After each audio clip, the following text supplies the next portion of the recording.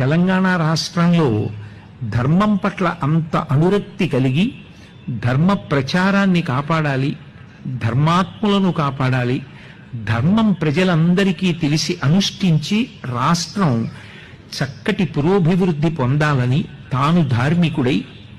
అంత చక్కటి అనురక్తి కలిగినటువంటి ముఖ్యమంత్రి ఉండడం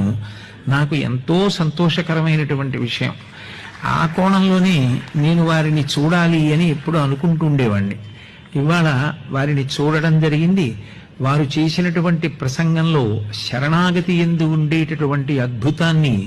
అంత ఒత్తిడితో కూడుకున్నటువంటి జీవితంలో ఉండేవారైనా అలవోకగా ఒక్క తప్పు లేకుండా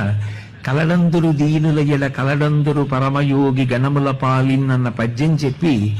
భగవంతుని యందు ఉండేటటువంటి విశ్వాసంలో మొహమాటాలు అవి లేకుండా త్రికరణ శుద్ధిగా ఎలా ఉండాలి అన్నదాన్ని స్ఫూర్తిదాయకంగా లఘు ప్రసంగంలో ఆవిష్కరించి ఆయనకి ధర్మం పట్ల దైవం పట్ల ఉన్నటువంటి తిరుగులేని నమ్మకాన్ని ప్రకటించినటువంటి మాన్య ముఖ్యమంత్రి శ్రీ చంద్రశేఖరరావు గారిని చూసి ఎంతో సంతోషిస్తూ, నేను ఇవాళ చెప్పబోయేటటువంటి ప్రసంగ ఫలితం ఏదైనా ఉంటే దాన్ని నేను త్రికరణ శుద్ధిగా వారికి ధారపోస్తూ, వారు వృద్ధిలోకి రావాలి, వారి నాయకత్వంలో